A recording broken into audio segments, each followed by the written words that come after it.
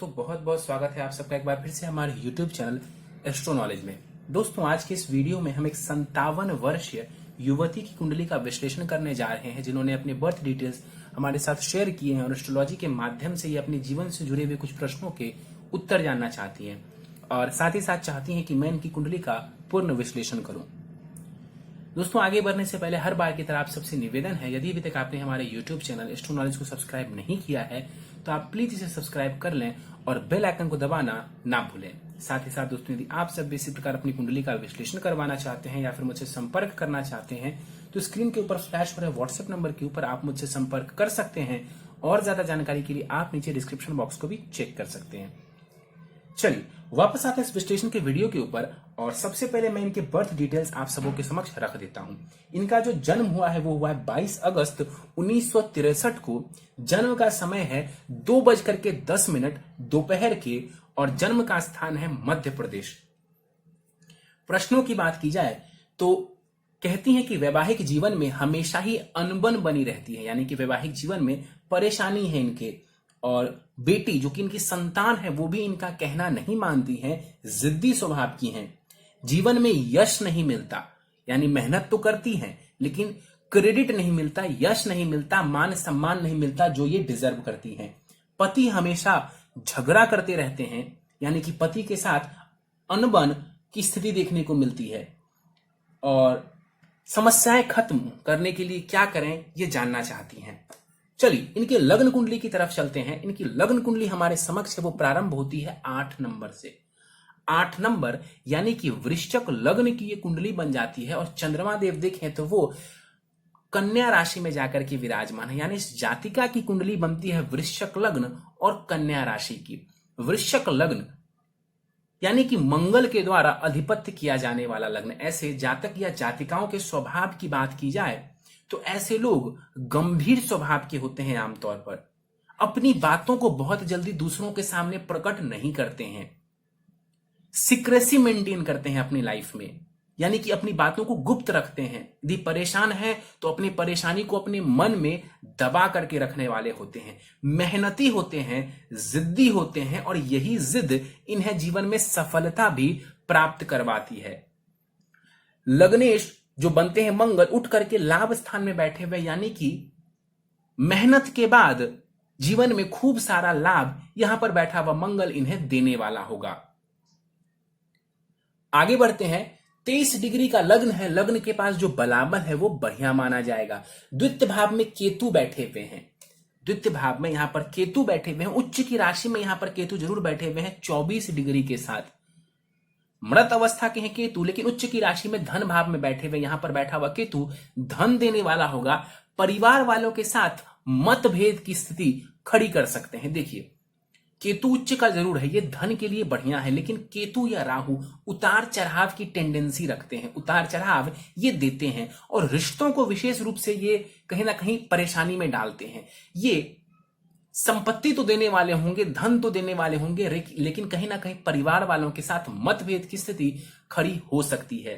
केतु की दृष्टि पड़ेगी कुंडली के 6ठे भाव के ऊपर, यहां पर दृष्टि डाल करके केतु की दशांत दशा में स्वास्थ्य की परेशानी देखने को मिल सकती है और कहीं ना कहीं शत्रु भी, गुप्त शत्रु भी बन सकते हैं।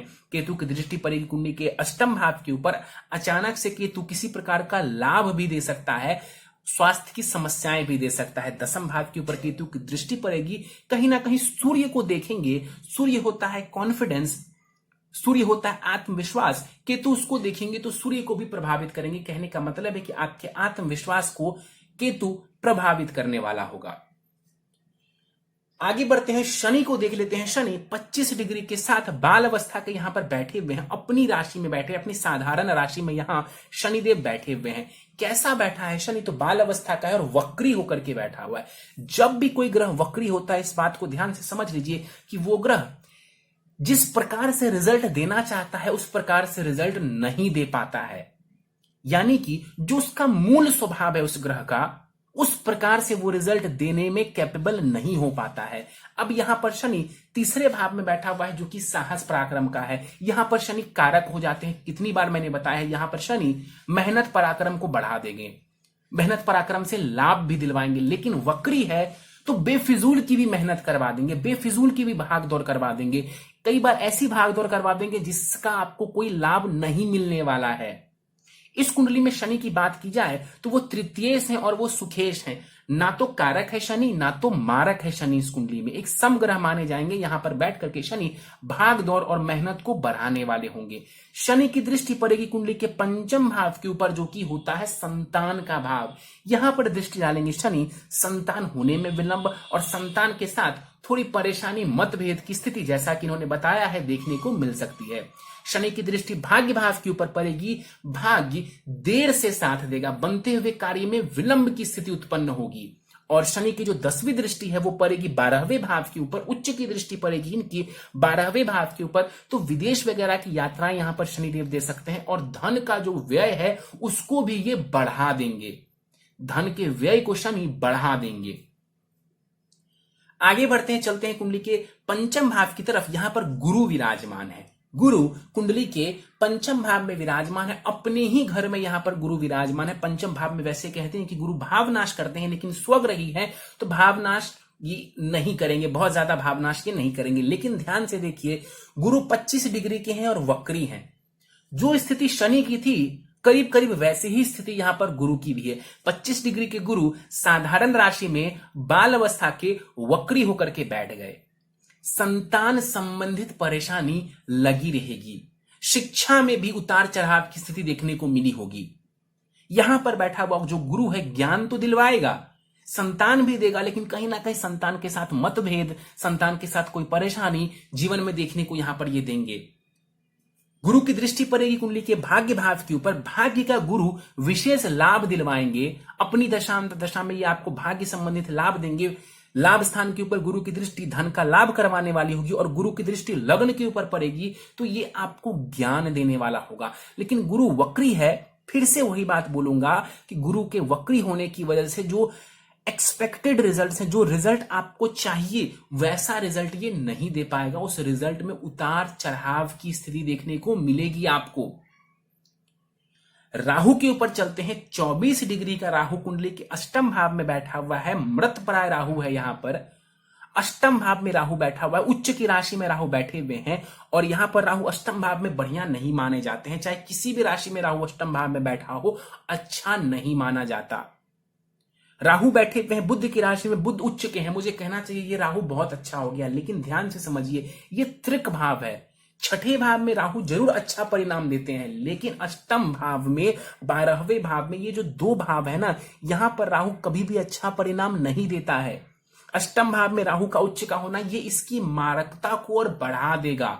अष्टम भाव जो होता है ये होता है पति से सुख का, पति से लाभ का। क्यों?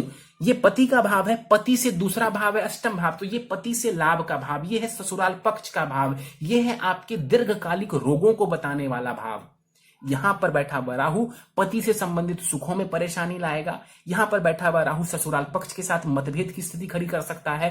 अनएक्सपेक्टेड तरीके से कोई रिजल्ट आपको दे सकता है यहां पर राहु। हाँ, इतना जरूर है कि यहां पर बैठा हुआ राहु जीवन में आपको लॉटरी भी लगवा सकता है। यह बात भी उचित है। अष्टम भाव में मिथुन राशि का बैठा हुआ राहु अचानक से आपको धन की प्राप्ति भी करवा सकता है। राहु की दृष्टि खर्च भाव के ऊपर पड़ेगी, धन का व्यय करवाने वालेंगे, बेफिजूल का भी धन आपका व्यय हो सकता है। द्वितीय भाव के ऊपर राहु की दृष्टि परिवार वालों के साथ संबंधों को खराब करने वाली होगी और चतुर्थ भाव के ऊपर राहु की दृष्टि घर में कलह की स्थिति को करवाने वाला होगा।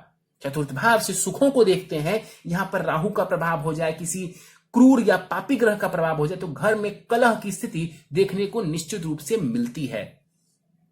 आगे बढ़ते हैं, दसम भाव की तरफ चलते हैं। सूर्य और शुक्र यहां पर विराजमान है। अब दसम भाव के ऊपर बात करने से पहले ध्यान से कुंडली के नवम भाव को देखिए, जो कि भाग्य का भाव होता है। पीछे राहु और आगे सूर्य, बीच में कौन सा भाव है?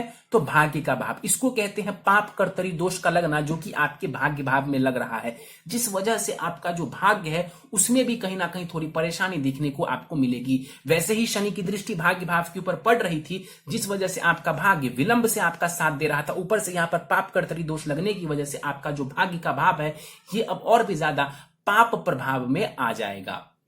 सूर्य दशम भाव में बैठे हुए हैं, 5 डिग्री का सूर्य है, अपने ही घर में सूर्य यहां पर विराजमान है, अपनी ही राशि में, और तो और यहां पर सूर्य दिग्बली होकर के बैठा हुआ है। जबरदस्त स्थिति है। अव्वल दर्जे का सूर्य यहां पर दशम भाव में बैठा हुआ है। दशम भाव में बैठा हुआ सूर्य कहीं ना कहीं पिता की स्थिति को भी दर्शा रहा है कि आपके पिता, हो सकता है कि आपका वो बहुत अच्छी पोजीशन पे हो, वो बहुत अच्छे हो, और यहां पर बैठा हुआ सूर्य जीवन में आपको मान सम्मान, खास करके करियर के क्षेत्र में आपको दिलवाने वाला होगा। सरकारी नौकरी की प्राप्ति यहां पर बैठा हुआ सूर्य आपको करवाने वाला होगा। 5 डिग्री का सूर्य है, बाल अवस्था का है। आप चाहें तो इस सूर्य को बल को और ज्यादा बढ़ा सकती हैं। यहां पर बैठा हुआ सूर्य जीवन में आपको अच्छा पोजीशन दिलवा सकता है। सूर्य की दृष्टि चतुर्थ भाव के ऊपर पड़ेगी। चतुर्थ भाव के ऊपर सूर्य की दृष्टि प्रॉपर्टी देगा, मकान सुख, वाहन सुख दिलवाएगा, लेकिन घर में कलह की स्थिति करवाएगा। क्योंकि शनि की राशि को सूर्य देखेंगे। सूर्य कैसे ग्रह हैं? तो क्रूर ग्रह हैं। इस वजह से वो देखेंगे शनि की राशि को, तो घर में कहीं ना कहीं कलह की स्थिति, झगड़े की स्थिति यहां पर खड़ी करेंगे। शुक्र को देख लेते हैं। सिर्फ 2 डिग्री का फासला है सूर्य और शुक्र में। इस वजह से जो शुक्र हैं ये अस्त के हो गए हैं। काफी ज्यादा जो है इनका बल वो खत्म हो गया। इस कुंडली में शुक्र कौन है? तो वो सप्तमेश है और द्वादशेश है। मारक ग्रह जरूर हैं, लेकिन आपकी कुंडली में ये विवाह भाव के स्वामी ग्रह हैं। किस भाव के? तो विवाह भाव के। अब इस शुक्र को देखें तो शत्रु की राशि में बैठा है शुक्र। सूर्य के साथ बैठ गए तो अधिशत्रु हो गए, मतलब अत्यधिक शत्रु हो गए ये। और यहां पर ये अस्त के भी बैठे हुए हैं। इस वजह से पति से जो सुख मिलना चाहिए, पति की तरफ से जो आपको सुख मिलना चाहिए, वो सुख आपको देखने को नहीं मिल पा रहा है, या विवाह से जो आपको चाहिए सुख वो देखने को कहीं ना कहीं नहीं मिल पा रहा है। इसके पीछे का कारण है शुक्र यहां पर अत्यधिक शत्रुता में बैठे हुए हैं और अस्त की स्थिति में यहां पर ये विराजमान है।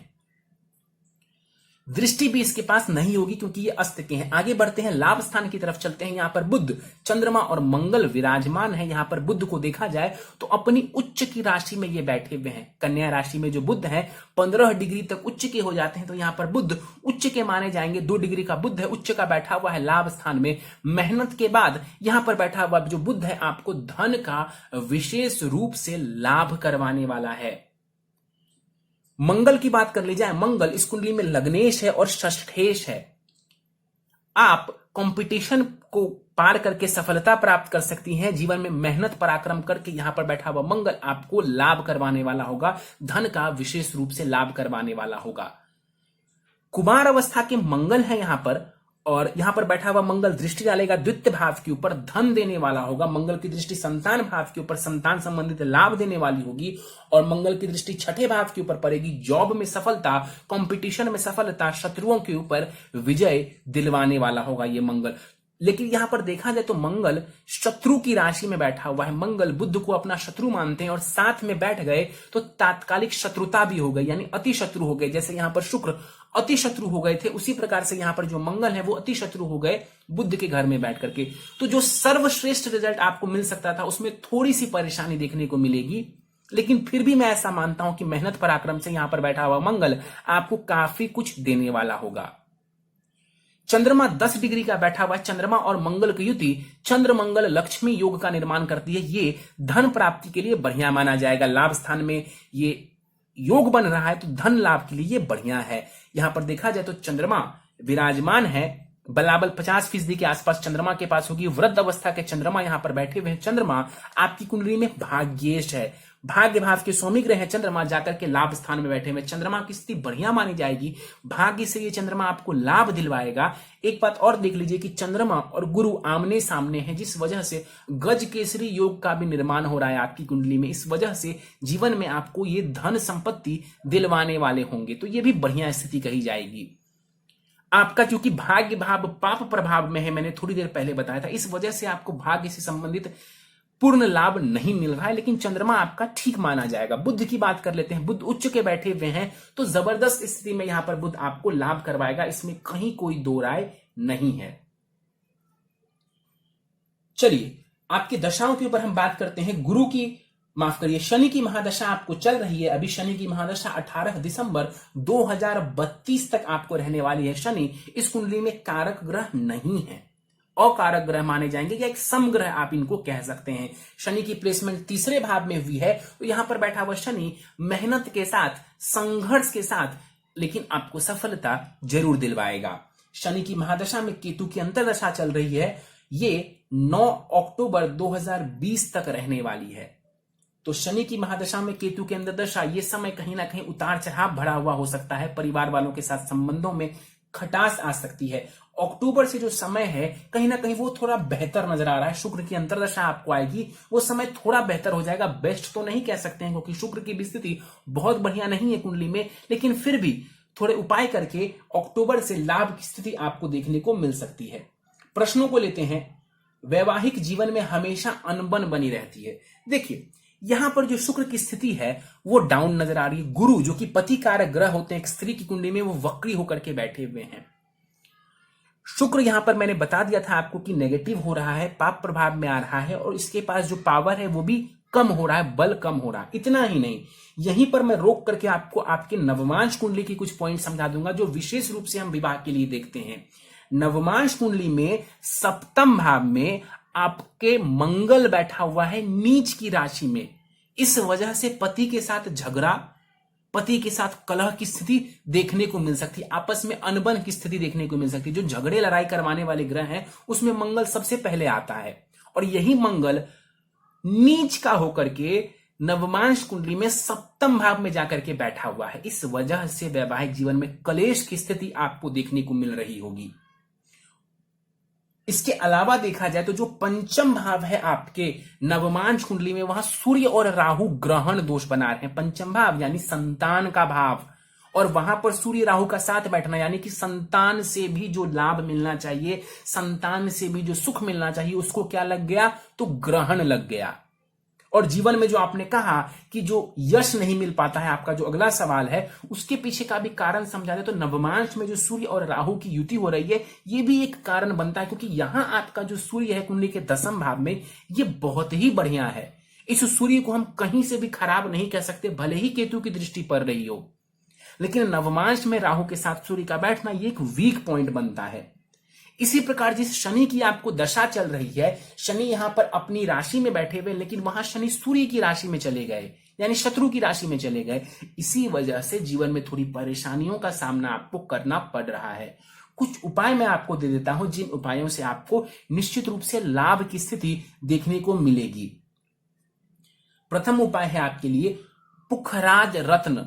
गुरु का रत्न है पुखराज, 7.25 रत्ती का पुखराज दाहिने हाथ की प्रथम उंगली इंडेक्स फिंगर में सोने अथवा पित्तल की अंगूठी में झरवा करके शुक्ल पक्ष के गुरुवार की प्रातः काल को आपको इसे धारण करना चाहिए। अगला उपाय है यदि संभव हो, यदि आपके लिए संभव हो तो बुधवार का उपवास करेंगी। यदि संभव होगा तो बुधवार का उपवास करेंगी, कहीं ना कहीं वैवाहिक जीवन आपका थोड़ा बेहतर होता चला जाएगा। लक्ष्मी नारायण की विधिवत पूजा आराधना करेंगी। मां लक्ष्मी और नारायण यानी विष्णु भगवान की विधिवत पूजा उपासना करेंगी, खास करके गुरुवार और शुक्रवार को, और उसमें भी खास करके शुक्रवार के दिन आपको लाभ मिलेगा। यदि बाकी दिन समय नहीं मिलता है तो एक मंत्र बता दे रहा हूं आपको, ओम लक्ष्मी नारायणाय नमः। इस मंत्र का तो कम से कम 1 माला, 3 माला, 5 माला, 10 माला, जितना भी संभव हो, यथासंभव जाप आपको नित्य प्रतिदिन करना चाहिए। और गुरुवार और शुक्रवार के दिन विशेष रूप से मां लक्ष्मी और नारायण की पूजा उपासना करनी चाहिए। नित्य हनुमान चालीसा का पाठ करेंगी। हर शनिवार पीपल के पेड़ में जल चढ़ाएंगी। नित्य भगवान सूर्य को अर्घ देंगी और वहीं पर खड़े होकर के अपने हाथ ऊपर करके गायत्री मंत्र का कम से कम 24 बार जाप करेंगी। यदि आप ये कुछ उपाय करती हैं तो निश्चित रूप से आपको जीवन में अच्छा खासा लाभ देखने को मिल जाएगा और धीरे धीरे आपकी परेशानियां जो है वो कम होती चली जाएंगी। चलिए तो दोस्तों, ये था इस 57 वर्ष युवती की कुंडली का विश्लेषण। मुझे उम्मीद है कि आपको हमारा यह कुंडली विश्लेषण का वीडियो पसंद आया होगा। यदि वीडियो पसंद आया तो आप इसे लाइक करें, शेयर करें। अभी तक आपने हमारा YouTube channel astro knowledge subscribe नहीं किया है तो तो आप प्लीज इसे सब्सक्राइब कर दें और बेल आइकन को दबाना ना भूलें। साथ ही साथ दोस्तों, यदि आप सभी इसी प्रकार अपनी कुंडली का विश्लेषण करवाना चाहते हैं या फिर मुझसे संपर्क करना चाहते हैं तो स्क्रीन के ऊपर फ्लैश हो रहे व्हाट्सएप नंबर के ऊपर आप मुझसे संपर्क कर सकते हैं और ज्यादा जानकारी के लिए आप नीचे डिस्क्रिप्शन बॉक्स को भी चेक कर सकते हैं। इस वीडियो में फिलहाल इतना ही दोस्तों, आप सभी का बहुत बहुत धन्यवाद।